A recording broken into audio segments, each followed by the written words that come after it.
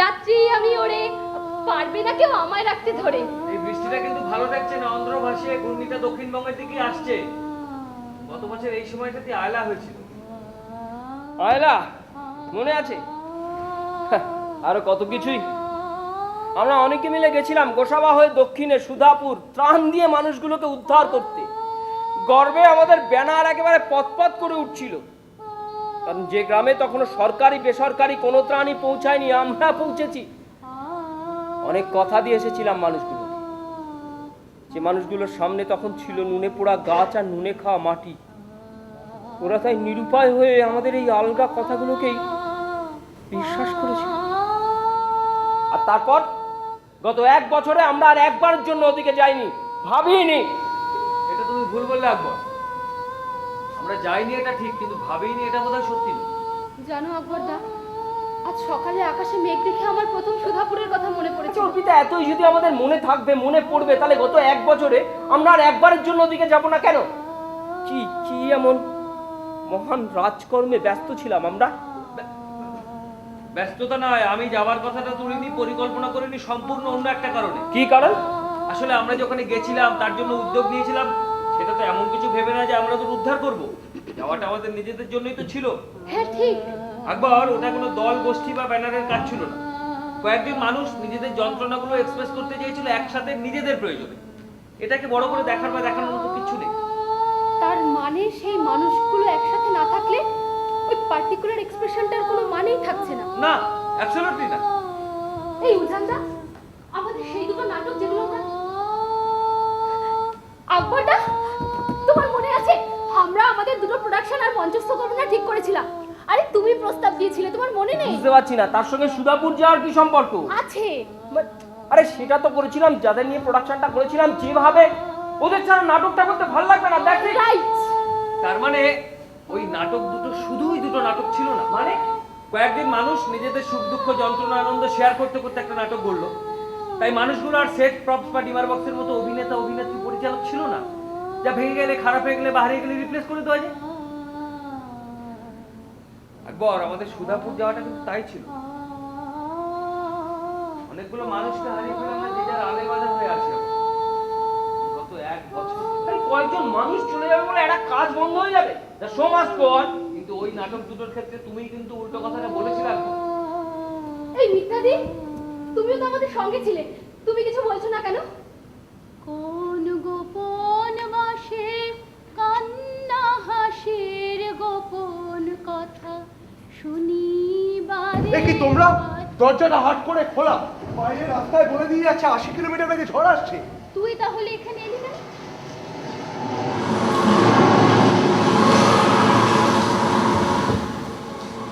আমি তো দরজার জানলাগুলো ঠিক মতো দেওয়া আছে কিনা দেখতে এলাম। যা। ভ্রমর যেথা হয়ে বিভাগী নিভৃত নীল পথ লাগি রে, কোন রাতের পাখি হয় বিভাগী সঙ্গী বিহীন অন্ধকারে বারে বারে। এখন আবার কি এলো? দাঁড়া, ধর। দরজা খুলেই দেখা গেল সুধাপুর থেকে কানাইবাবু এসেছেন। দরজা খুললেই বলে উঠবেন, গতবার আয়লার পর আপনারা গিয়েছিলেন, বলেছিলেন সঙ্গে থাকবেন, আর যাওয়া হয়নি। লায়লা আসছে, এবারও আমরা একলা ঠেকাতে পারবো না, যাবেন আমাদের গ্রামে? অনেক নুন আসছে, নদী বাদ এবারও ভাঙো ভাঙো, যাবেন? আমরা যেতে পারবো তো এই ঝড় মাথায় করে?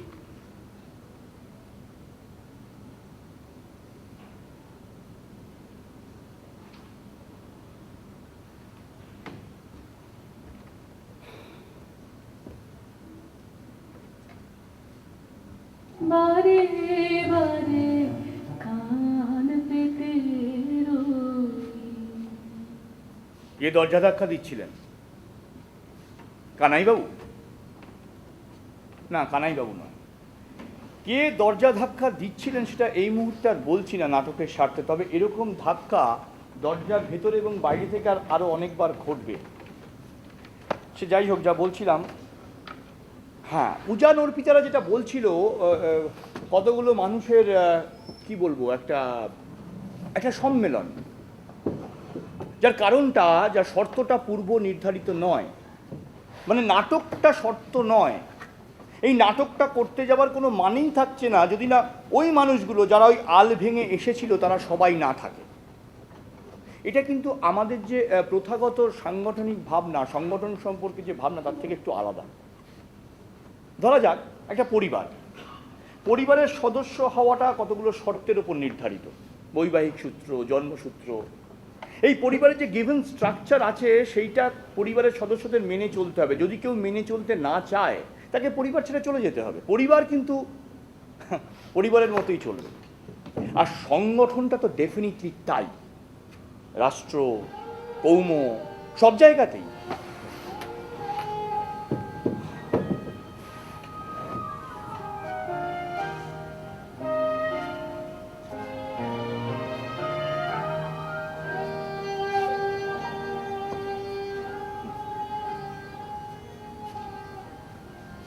রবীন্দ্রনাথ বোধহয় এটাকেই বলেছেন সমবায়, যেখানে কমনটা পূর্ব নির্ধারিত নয়, মানে কোনো নির্দিষ্ট সংগঠনের বা গোষ্ঠীর সদস্য হওয়া বা না হওয়ার উপর নির্ভর করে না।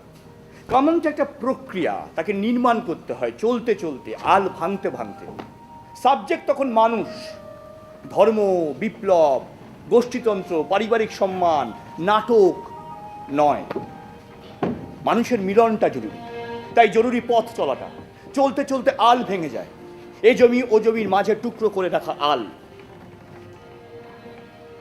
কিন্তু রবীন্দ্রনাথের সমবায় সংক্রান্ত লেখাগুলো ওরা তো পড়লই সেদিন। সুধাপুরের গল্প বা ওই নাটক দুটোর নির্মাণ তার অনেক আগে ওদের কাছে। তাহলে কি এই ভাবনাগুলোই ঘরটার মধ্যেই ছিল? রবীন্দ্রনাথ শুধু খুঁচিয়ে দিয়ে যাচ্ছিলেন তার অমোঘ শব্দ আর সংবেদে? মোদ্দা ক্রমশ ঘেটে যাচ্ছিল, এলোমেলো থেলো হয়ে যাচ্ছিল ওদের নাটক, নাকি গড়ে উঠছিল ওই মূর্তিটাকে সামনে রেখে একেবারে ডাউন স্টেজে? এখন ওরা রক্তকরবী রিহার্সাল করেছে দলে।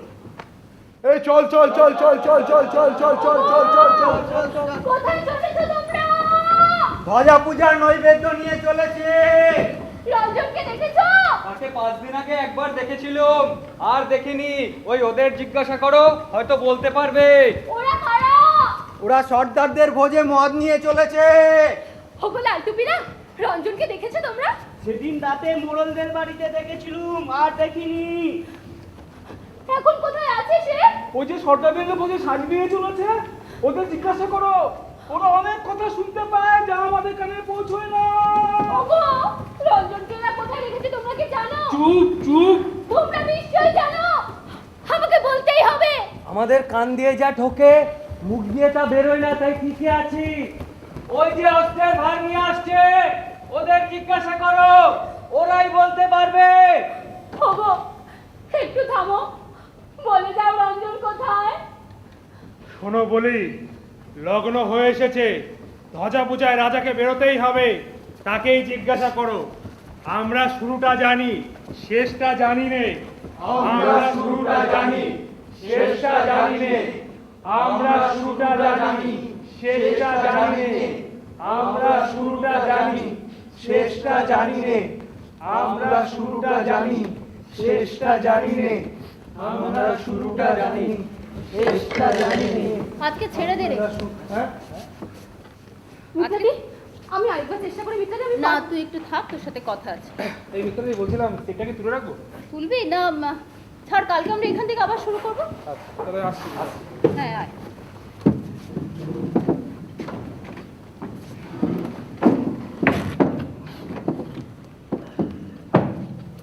তোমরা কি মিনিট 10 আছো? তাহলে আমার রাতের খাবারটা নিয়ে আসতাম। হ্যাঁ, আছি, যা।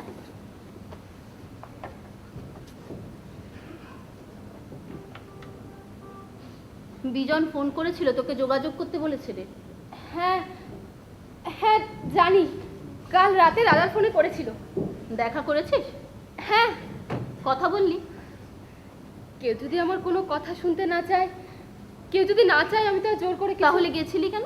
বাদ দাও। অপু, আমি বাদ দিতেই পারি, তুই পাচ্ছিস না। আমি তোকে আমার কথাগুলো বোঝাতে চাই মিত্রাদি। ও তো শোনার অবস্থায় নেই। আমি অপেক্ষা করব, তারপরে যেমন যেমন চাইবে ছুটে যাবে। ও চাইছে বলে ওর শর্ত মেনে।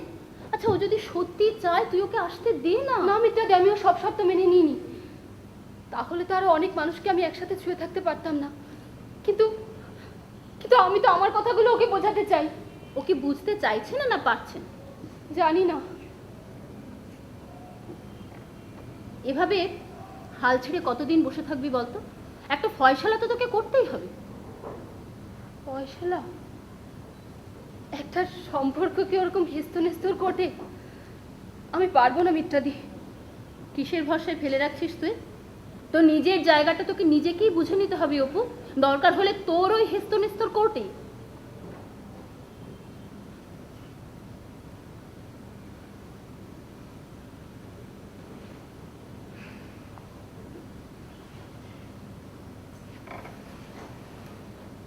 আচ্ছা মিত্রাদি, নন্দিনী তো জানতো বিশু তাকে ভালোবাসে। হ্যাঁ, ভালোই বাসে। সে যে সব হারানো মানুষটার হাত ধরে তাকে শুধু গানটুকু গাইতে দিল, সেটা কি খুব অন্যায়? ওই যে কিশোর কিশোর বললো ফুল এনে দেবার আনন্দে সব মার সহ্য করবে। তুমি দেখো, ওই ফুল এনেটা না থাকলেও মারটা তো ছিলই। সেই আনন্দের সত্যিটুকু কেন মিথ্যে করে দেবে নন্দিনী? আর রাজাও তো শেষ পর্যন্ত লড়তে লড়তে জাল থেকে বেরিয়ে আসতে পারলো ওই নন্দিনীর হাত ধরে। এই যে সবাইকে ছুঁয়ে গেল নন্দিনী। বিশু, বাবুলাল, কিশোর, রাজা, সবাইকে। তাতে কি রঞ্জনের জন্য তার পথ চেয়ে থাকাটা টুকরো হয়ে গেল? রঞ্জন যদি এসে পৌঁছতো, বেঁচে পৌঁছতো, সে তো তার রক্ত করবিকেই পেত, সম্পূর্ণ করেই পেত। শেষ পর্যন্ত রঞ্জনের মাথায় পরিয়ে দেবার জন্যই তো তার আঁচলের আড়ালে, বুকের আদরে লুকোনো থাকে নীলকণ্ঠ পাখির পালক। রঞ্জনের জন্যই তো। তাহলে কেন চন্দ্রা গোকুলেরা বলে যে সে শুধু সবার মন ভুলিয়ে বেড়ায়? মায়াবিনী, কেন আমাকে প্রশ্ন করা হবে আমার শিকড়টা ঠিক কোথায়?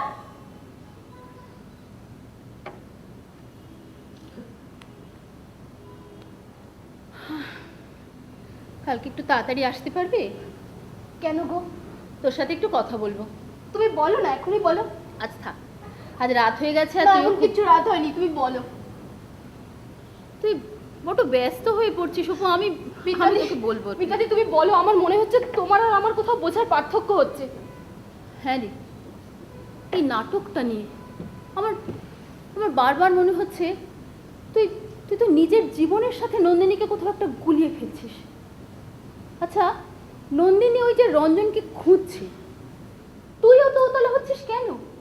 নন্দিনী রঞ্জনের জন্য উতলা হবে না? সে তো তার সমস্ত মন প্রাণ প্রতীক্ষা নিয়ে অপেক্ষা করছে রঞ্জনের জন্য। তাই কি শেষ কাজটা যেটা সে করবে বলে ঠিক করেছিল এখানে এসেই, অথবা করবে বলে এসেছিল এখানে, শেষ পর্যন্ত সে কিন্তু সেটা একাই করলো, রঞ্জনকে ছাড়াই। সারাটা দিন যেদিন তার গল্প রক্ত করবে, সে সারাদিন ধরে সে শুধু সবাইকে শুনিয়ে গেল রঞ্জন আসার খবর। কাউকে ভয় দেখাবার জন্য, কাউকে ভরসা দেবার জন্য, কাউকে জাগিয়ে তোলার জন্য, কাউকে খুঁচিয়ে দেবার জন্য ঈর্ষায়। আরে প্রায় সবটা হয়ে যাওয়ার পর মঞ্চ কি পেল বলতো? মঞ্চ পেল রঞ্জনের মৃতদেহ শুধু। বাকি কাজটা নন্দিনী একাই করবে। কে রঞ্জন? সে তো। আচ্ছা, ওই লাল টুপিদের কাছে নন্দিনী কি খুঁজছে বলতো? রঞ্জনের খবর। আমি যদি বলি না না না না, নন্দিনী আসলে সবাইকে জানিয়ে দিতে চাইছে, মনে করিয়ে দিতে চাইছে যে রঞ্জন এখানে এসেছে, আছে আছে আশেপাশে কোথাও, নিঃশ্বাস ফেলছে ঘরে। হয় তোমরা প্রস্তুত হও, না সাবধান। ওই রঞ্জনের জন্য অত কাতরতা নন্দিনীকে মানায় না অপু? আমি তোমাকে বোঝাতে পারছি না মিত্রাদি। নন্দিনী রঞ্জনের জন্য। তুই রঞ্জনকে একটা মানুষ বলে ভাবছিস অপু। রঞ্জন আসলে একটা কনসেপ্ট, মুক্তির ধারণা, যাকে সামনে রেখে নন্দিনী ঐক্যবদ্ধ করতে পারে ওদেরকে, ওই বিশু, কিশোর, ফাগুলাল, কারিগরপাড়া সকলকে। তাই রঞ্জন সেভাবেই আসে, যেভাবে আসলে সবচেয়ে এফেক্টিভলি জেগে উঠবে ওরা। তুই বুঝতে পারছিস না আমার কথা অপু? আমি তোকে কি করে বোঝাই? আচ্ছা, আমরা আর একটা, হ্যাঁ চল আমরা ওখানটা করি যেখানে রাজা বেরিয়ে পড়েছে, ফাগুলালটা প্রস্তুত, কিন্তু ফাগুলাল তোরই মতো কিছুতেই বুঝতে পারছে না যে নন্দিনী আসলে কে। চল তুই ফাগুলাল কর, আমি নন্দিনী। চল ফাগুলালের ওই পারবি তো না স্ক্রিপ্টটা বার করবে একবার? না ঠিক আছে তুমি বলো, চল বল বল। নন্দিন ভালো বুঝতে পারছি না, বল। নন্দিন ভালো বুঝতে পারছি না, আমরা সরল মানুষ, দয়া করো, আমাদের ঠকিও না, তুমি যে আমাদের ঘরের মেয়ে। তোমরা তো মৃত্যুকেই পণ করেছো ফাগু ভাই, ঠকবার তো কিচ্ছু বাকি রাখলে না। তবে তুমিও আমাদের সঙ্গে চলো, আমি তো সেই জন্যই বেঁচে আছি। ফাগুলাল, ফাগুলাল, আমি চেয়েছিলাম রঞ্জনকে তোমাদের সকলের মধ্যে আনতে। ওই দেখো, ওই দেখো এসেছে আমার বীর, মৃত্যুকে তুচ্ছ করে। সর্বনাশ, ওই কি রঞ্জন অমর নিঃশব্দে পড়ে আছে। নিঃশব্দ নয়, মৃত্যুর মধ্যে তার অপরাজিত কণ্ঠস্বর আমি যেই শুনতে পাচ্ছি। রঞ্জন বেঁচে উঠবে, ও কখনো মরতে পারে না। আরে নন্দিনী সুন্দরী আমার, এই জন্যই কি তুমি এতদিন ধরে অপেক্ষা করেছিলে আমাদের এই অন্ধ নরকে? ও আসবে বলে অপেক্ষা করেছিলুম, ও তো এলো।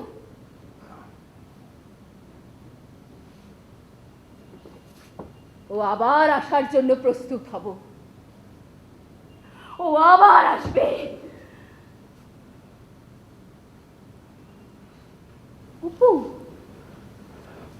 তুই এখনো বুঝতে পারছিস না আমি কি চাইছি?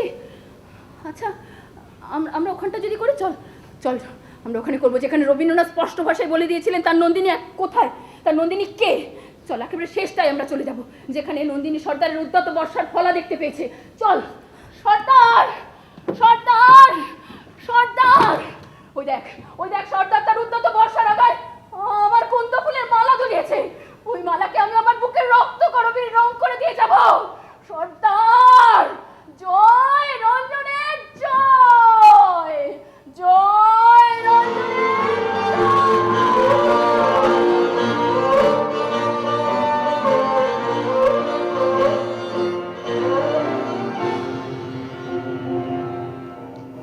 কিন্তু মিত্রাদি, ওই উচ্চতায় দাঁড়িয়ে থাকাটা রবীন্দ্রনাথ তার মানুষ কন্যা নন্দিনীর পক্ষে সম্ভব, কিন্তু আমি তো সাধারণ মানুষ, আমি তো চাই সবাইকে ছুঁয়ে ছুঁয়ে ওই একই তলে থাকতে। আমি বললাম না অপু, তুই তো নিজের জীবনের সাথে নন্দিনীকে গুলিয়ে ফেলছিস কোথাও। তাকা, এই ফাঁকা ঘরে আমার চোখের দিকে তাকিয়ে তুই বল, সত্যি কি সবাই তোর বন্ধু এখানে? না মিত্রাদি, আমি হয়তো অনেকের বন্ধু, কিন্তু আমার কোনো বন্ধু নেই মিত্রাদি। আমি চাই, তাই আমার নন্দিনী হয়তো চেয়ে ফেলছে, তোমার নন্দিনী তো চাইছে না সেটা। সম্ভব অর্পিতা, সকলের সঙ্গে একই তলে দাঁড়িয়ে বন্ধুত্ব তোর পক্ষেও সম্ভব না, রবীন্দ্রনাথের নন্দিনীর পক্ষেও না। তাকে তো সবার শুভর জন্য, মুক্তির জন্য সবাইকে ঐক্যবদ্ধ করতে হবে, ইউনাইটেড। তাই জন্য সেখানে এসেছে। উপরে দাঁড়িয়ে ঝুঁকে ভাবে কথা বলে না মিত্রাদি, ব্যালেন্স নষ্ট হলেই পড়ে যাবে। হয় সোজা দাঁড়াও, নাহলে নিচে নেমে এসো।